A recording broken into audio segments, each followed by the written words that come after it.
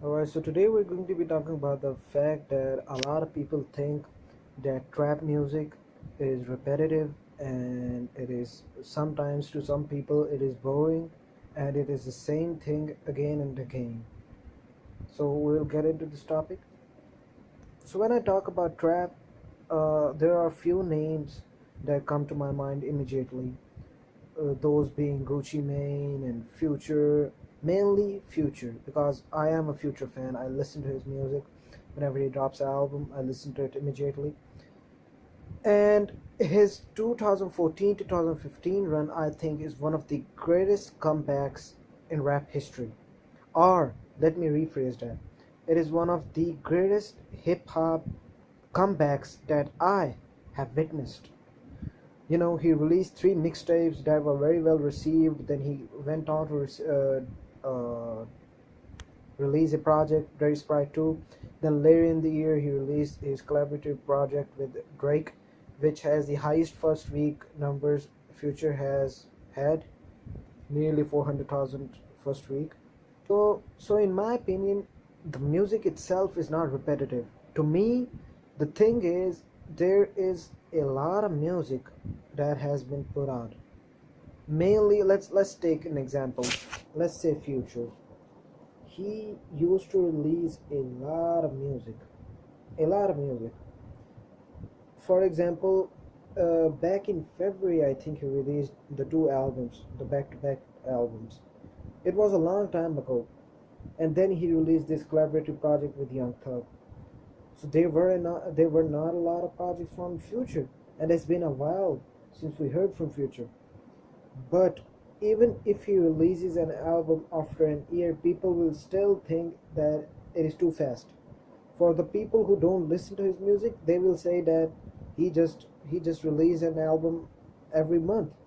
But for the people who actually are avid listeners of these rappers will say that it's been a very long time, whereas it's only been a year.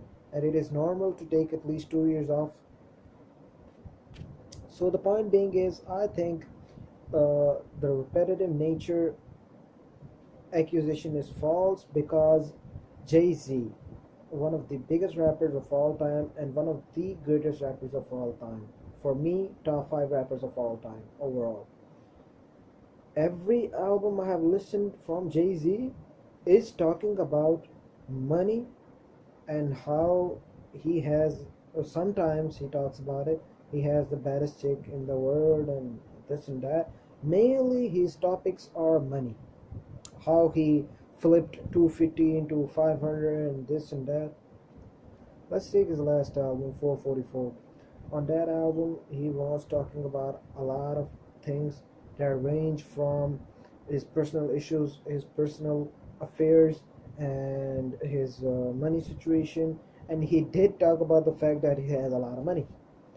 On 2013 Magna Carta Holy Grail, he talked about the fact that he has a lot of money. His 2011 run from 2009 to 11, the Blueprint 3 I think was released in 2009 to Watch the Throne. On Watch the Throne, he's talking about the fact that he has money. So he did talk about a lot of other things as well on all of these projects, but what I'm saying is he talks about a lot of money. But the thing is, he has different ways of saying the fact that he has a lot of money. All right, double entendres and triple entendres. On one of his songs from Watch the Thrones, the name of the song was "Gotta Have It." On that, he said, "Bueller had a Mueller, but I switched it for a Millie, cause I'm richer." And prior to this shit was moving, Freebase. Now, now it is great how he mentioned, referenced a movie scene, and then he referenced a watch.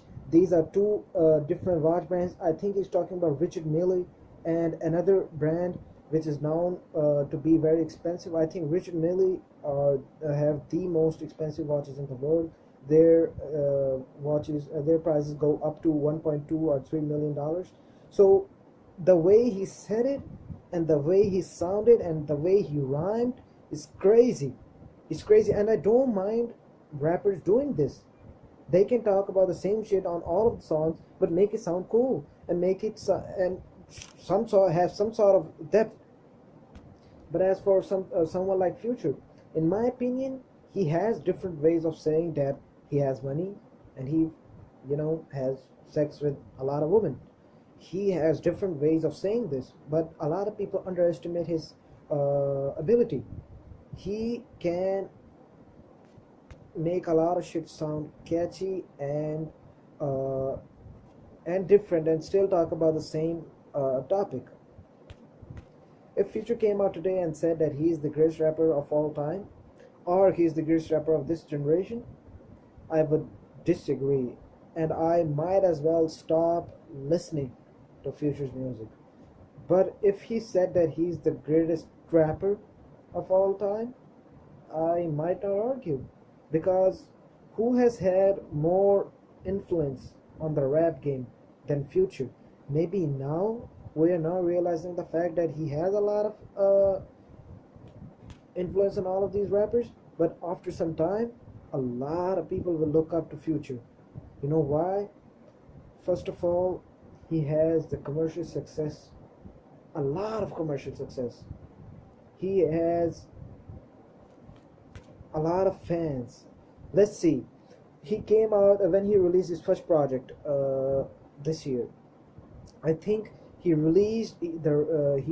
actually announced the project 4 days prior to its release, and it still sold 140,000 records in the first week. Whereas for Dirty Sprite 2, he went on a whole album promotion thing. He was doing interviews with everyone. He had 3 mixtapes and all of that. He cemented himself in the rap game. And then he released a follow-up project the next week, and it still sold 130,000 copies again, which is phenomenal. No other artist has ever done this. I don't think any other artist has the nerve to do this, because maybe they fear the fact that maybe they will not live up to their commercial success. For example, Drake, he releases a project the first week, it sells like 1 million. He releases another project the second week, it sells 700,000 copies. But in the same week, Taylor Swift releases a project that sells 1.5 million. So Drake is at number 2, and an artist like Drake cannot afford this. He cannot afford to lose to someone. Eminem, Jay-Z, these are the artists who cannot afford to lose the number 1 spot or the top position. Let's talk about Jay-Z for a minute. 2013, Samsung bought 1 million copies of his album, and he went platinum in the first week. The album actually sold 600,000 original copies, and I was so shocked of the fact that he sold more than 550,000 copies in the first week. That was incredible. And this time, there was no marketing, no promotion. He still sold at least 300,000 copies in the first week, which is crazy. And he also went platinum in the first week. His Sprint purchased 1 million copies for 444. So I was a little off topic here, but the point being is, trap music to me is not repetitive. A lot of people actually listen to the same songs again and again. What I can see and observe so far is the fact that these rappers have a formula of making albums. For example, Future. I think from Monster to his Future album, not Hendrix, to his Future album, all of the albums in between carried a few songs, have had few songs from the last album and some new songs added to the album. I think this is how all of his albums went. That doesn't necessarily mean that it is repetitive. It means that they are giving you some of the songs are the same or should have been on the last album, but they took it out of the last album and put it on this album. And with all honesty, I cannot name you a trapper I'm using this term because there are a lot of people and a lot of rappers from Atlanta that you cannot call whack and are to me one of the greatest rappers of all time. Let me name a few. Killer Mike is one of the greatest rappers of all time. I don't care what y'all say. Andre 3000 is one of the greatest rappers of all time. Big Boy is one of the greatest rappers of all time. And Outkast might just be the greatest hip hop duo of all time. Run the Jewel is on its way. Maybe in the future they will be considered even better than Outkast. I'm not sure. But of course, I'm missing a lot of rappers. But I'm naming some rappers from the South who actually, in my opinion, are one of the greats. So these rappers are in the rap game to earn money. For example, someone like Jeezy. Jeezy went to Everyday Struggle and he said, quote unquote, he said that he is here to earn money. He made music to earn money. He's still making music just to earn money. He doesn't care about what the music does. He doesn't care about anything else. But then afterwards, in the interview, he tried to cover it up with the fact that he's trying to deliver a message and he's doing this and doing that. And these rappers, especially the rappers who are from Atlanta right now, are the rappers who are under the trap category of rap music. They are here to earn money, and that is about it. They don't love their craft. They are just here to earn money. For example, let's say someone like Lil Pump. I'm not dissing anyone. I'm just saying Lil Pump. He recorded a song called Gucci Gang. He said the same word again and again and again, and it's been like 500 years that a song has broke the top 10 on the Billboard 200, which is shorter than 3 minutes mark. So you know what does that say to the rapper and to me? It says you can go there and say anything. Just have a hot producer on there, pay him like 5 racks, 6 racks, all right. Take the beat, do your little shit you do, all right. Paint your hair, and you will be successful in the rap game. But this is how we see it as casual fans. But when you go in depth, you actually get to know the fact that there are some real big heads behind these rappers. There are some labels, there are some executives, there are a lot of people who are actually promoting this music through every possible way. How do you think a song called Gucci Gang went from the bottom of the Billboard 100 chart to the number 3 song of the country? That's crazy to me. The only song that I can say in recent memory actually earned its way to the top is Borak Yalo by Cardi B. That is the fact that that is the reason why a lot of people love Cardi B, because she went from the bottom to the top. And for me, when it broke the top 40 chart, from that time on, I actually checked the charts every week to see where Cardi B is. She posted everything: 26, 18, I think, 16, 12, 10, 5, 4, 3, 2, and then 1. It was earned. It was earned, and I can never ever disrespect an artist like Cardi B because she earned her way to the top. I don't know who she is by her occupation. I don't know what she does. What I know is she made a song which was not trash, which was good, which spoke to a lot of people, and it earned its way to the top. Gucci Gang didn't earn its way to the top. It was supported by a lot of people. Similarly, I think Chance the Rapper is signed to a very major and big label. And that's me. I don't think he's unsigned. He's definitely signed somewhere. Chance the Rapper's music is not phenomenal to the point that it is so broad, so many people love it. I don't know. Well, till now, I was not even able to understand why people love Chance the Rapper so much.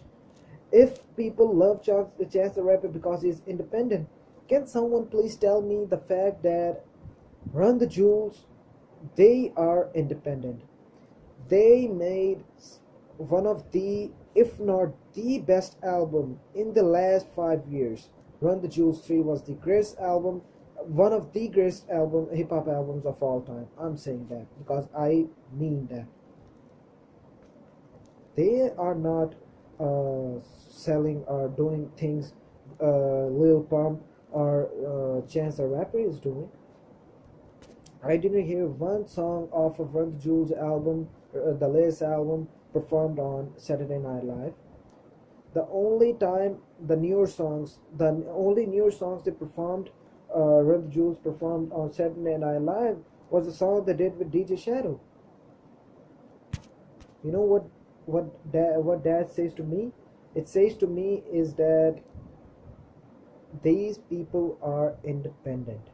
This is what independent means.